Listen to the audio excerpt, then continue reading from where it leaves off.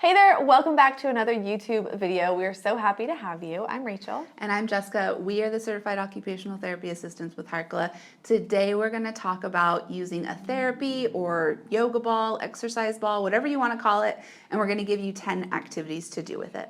So like Jessica mentioned, we are pediatric occupational therapy assistants and we love treatment activities. We love therapy balls, we love working on a variety of skills using one piece of equipment. We're not going to just use the one piece, we're going to scatter some few things in there, but the therapy ball is the main goal here. If you are a parent or even a teacher, then having a therapy ball in your home or in the classroom can be a great way to provide your child with some sensory input, work on a variety of different skills. And one of our activities isn't even really an activity, it's just using the ball in a different way. So we definitely recommend that if you have kids, if you work with kids, that you have a therapy ball to use. Therapy balls work on postural control, being able to maintain an upright position when you're balanced and when gravity is changed.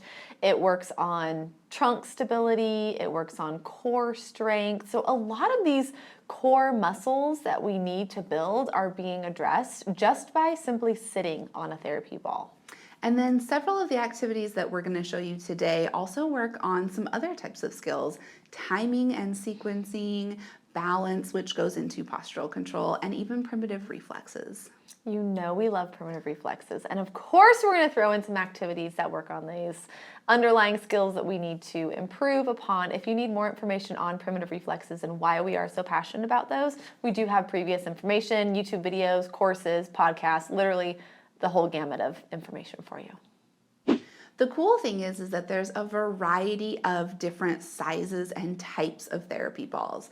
They come in different sizes, so there's small ones for smaller kiddos, big ones for bigger kiddos, and then they also come in different shapes. So one of our favorite alternatives to the round therapy ball is the peanut ball, and this can be used in a variety of different ways and also provides more stability for kiddos who don't have that core strength.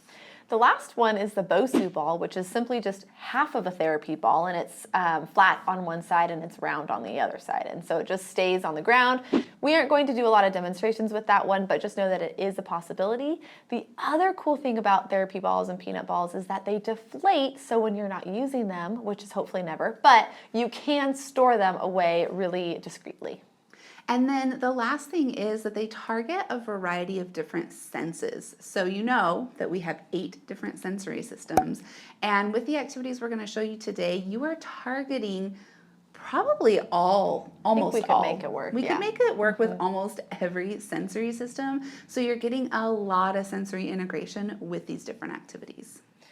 Okay, let's jump in and we will share all of these activities. We'll give you demonstrations, and if you have questions or need additional modifications, don't hesitate to let us know in the comments of this video. The average size of therapy ball that we typically use is 65 centimeters, but just know that if the child is smaller or larger, that you should adjust the size of the ball to fit their needs and make sure that they are using it with good form quality, because that's important here. Yes.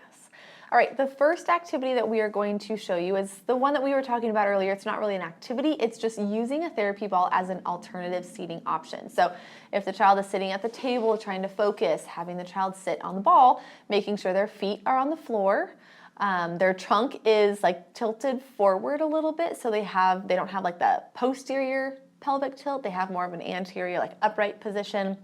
They can bounce if they want, they can wiggle side to side, they can get the movement that they've been seeking all day while they're still sitting at the table. The next activity is called ball walkouts, and there's a couple of different ways you can do ball walkouts. This would be a great one to use a peanut ball with, especially if the child struggles with postural control, because the peanut ball provides more stability.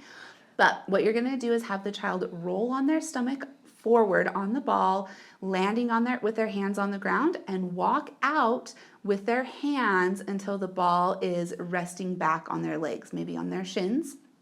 And then they're going to walk back to the beginning position. That's one ball walkout.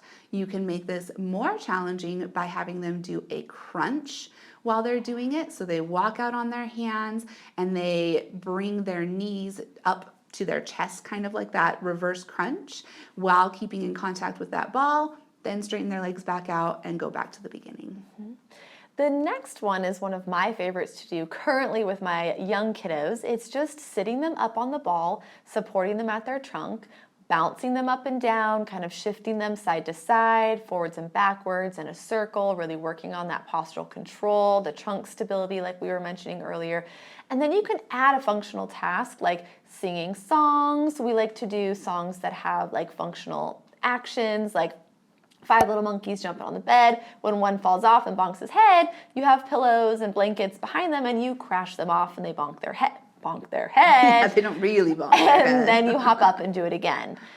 For younger kiddos, you can have bubbles, have someone behind you blowing bubbles, get a bubble machine and turn that on so that way they're working on looking up into a variety of positions while they're still maintaining that balance. Just make sure that you always keep a hand on them, 2 hands on them at all times. They are supported, and make sure that you are watching them for any core instability that you might see. The next one we call the rainbow pass, and what you're going to do is have your child lay on their back. They're going to hold the therapy ball in their hands and bring it around to their feet. So then they're going to lift their legs up in the air and transfer the ball from their hands to their feet, and then they're going to maybe bring the ball down and touch the ground, and then they're going to bring it back up, back to their hands. So they're making this kind of rainbow curve or arch with the ball as they transfer it from their hands to their feet and back. You can do this activity with a partner as well. So when you're passing the ball to your feet, you're then also passing the ball to your partner's feet and back and forth, and makes it a fun social activity. The next one we like to call supine kicks, which supine means laying on your back. So you're going to start by having the child lay on their back. They can have their elbows supported underneath their body, and they're going to lift their legs up off the ground, and you're going to toss the ball to them, and they have to time when to kick the ball back to you. So once you kind of get the flow, you can get a rhythm down, and you toss it to them, and they kick it with both feet back to you, and you can do that 10 times before switching and letting them, if they're old enough and able to, throw the ball to you, and you can kick it back to them. Of course, don't kick it too hard and, rocket launch them against the wall, but make sure that you let them have the opportunity of being the coach or the trainer and have a fun time doing it as well. That activity was always a big hit. Oh, it's so fun. Yeah, it's a good one. Just know that if you are using a big ball with a little kid, it might be difficult. So even if you can't use a big therapy ball, you can use a smaller ball and kind of a beach ball. Yeah, and modify it as needed as they get that core strength to do so. It also works a lot on that neck strength as well. So they're going to fatigue and their necks are going to get tired, but just remind them to tuck their chin to their chest so that way they can really strengthen those muscles. The next one is they're going to roll the ball up and down the wall using their feet. So you're going to have your child in front of the wall, and they're going to lay on their back, place the ball against the wall, and they're going to use their feet to roll the ball up and down, maybe side to side. A fun way to do this would be to put targets on the wall, whether it's letters or numbers on the wall, and they roll the ball to the different items on the wall. Maybe they're following auditory instructions and you're telling them, go to the A, the D, and the L, and they have to remember that sequence of letters and roll the ball to each target. Oh boy, that's a good one. This one's also going to work on a lot of that neck strength and stability to try to do it while they're keeping their head up off the ground, but if they need to rest, let them rest, of course. The next one is also a really fun one. They're all fun. I know. You can tell we literally love what we do so much. Oh my gosh. So we're going to drum. We're going to use our therapy ball as a drum. It works best to put your therapy ball in a bowl or in a basket so that way it's not rolling all over the place. If you have one of those balls that has like the little feet on it, the 4 feet on it, that's a good option too. But this one we're grabbing some drumming utensils. We're going to use wooden spoons because that's all we had. And we're going to either turn on music, or we're going to turn on a metronome, and we are going to drum. We're going to have the child follow our beat, follow our left, right, dribble, I almost said dribble, drum with both hands, cross, tap, tap, tap, make a creative pattern. and have the child follow you, and then of course reverse roles and have the child, sing the song and do the drumming and you follow their lead as well. Or if you're feeling fancy and you want to choreograph the same motions to a song like the YMCA. Next is going supine over the therapy ball. So like Rachel mentioned earlier, supine is on the back. So you're gonna have your child lay on their back on the therapy ball and go upside down over it. You wanna be right there with them, stabilizing the ball so it doesn't roll away. This could be another one to do with a peanut ball because it provides more stability. But having some toys or objects on the floor that the child can grab while they're upside down, and then they're going to sit back up. They're going to engage their core, tuck their chin, and sit back up on the ball, and maybe there's a target that they throw to or put their toy in. This activity can be very challenging, especially if it's new to the child. So again, make sure you're right there stabilizing the ball. You may even need to help them and assist them to sit back up and kind of get the hang of that movement. Mm-hmm.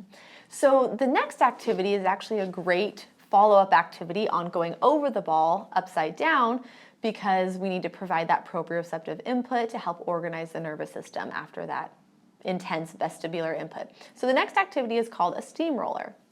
We love it because the child just lays on the ground in a comfortable position, and we take the therapy ball and we roll it across their back and their legs and their arms, and we let them tell us if they want more pressure or less pressure, and they're really in control here. But it's a great way to work on those deep breathing techniques to help calm their nervous system down. Some kiddos absolutely love this and they crave that deep pressure, whereas some kids are a little bit more hesitant and don't want as much pressure, but it also provides a lot of tactile input as well. So turn on some calming music, turn on the metronome, or just spend a minute or two doing the steamroller, and then again, make sure you have the child steamroll you. It's a lot of good heavy work for them when they are steamrolling you as well. Yeah. The last one is an activity that targets specifically the Landau Primitive Reflex. And you want to have a snowball maker for this one. You don't have to, but it does make it a lot more fun. And what you're gonna have your child do is lay on their stomach on the therapy ball while keeping their feet on the ground. A good way to do this is to do it so that they actually have their feet pushed up against the wall and the ground at the same time. And they're gonna lay on their stomach on the ball, and using that snowball maker, reach down to the ground to pick up objects and put them into a container. So they're getting that stability from their legs, maintaining contact to the ground, their feet, and getting a lot of upper body extension and bilateral coordination using that snowball maker. If you don't have the snowball maker, they can just do it with their hands, but you want to try to do it with both hands simultaneously. Yep. Okay, that is all 10 really fun activities. We hope you take one of those today. Give it a try and let us know your thoughts. How did it go? Do you have any questions? We are here to help you. If you liked this video, make sure you like it, subscribe to our channel, share this video with somebody else who you think might enjoy it as well. If you need more information on this specific topic, we do have a little mini course that has even more activities with the therapy ball. It's our gross motor skills course. We'll link it in the description for you. You can check it out. It's a fun one. Make sure you're following us on Instagram. We're at Harkla_family, as well as at All Things Sensory Podcast. And make sure you're listening to our podcast, All Things Sensory. We're on all podcast platforms. Without any more things for you to do, have a great day, and we will chat with you next week.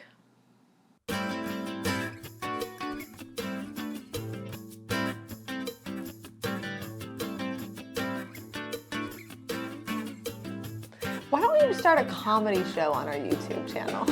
Probably varies. Or the podcast. Or both. Geez. Podcast on video.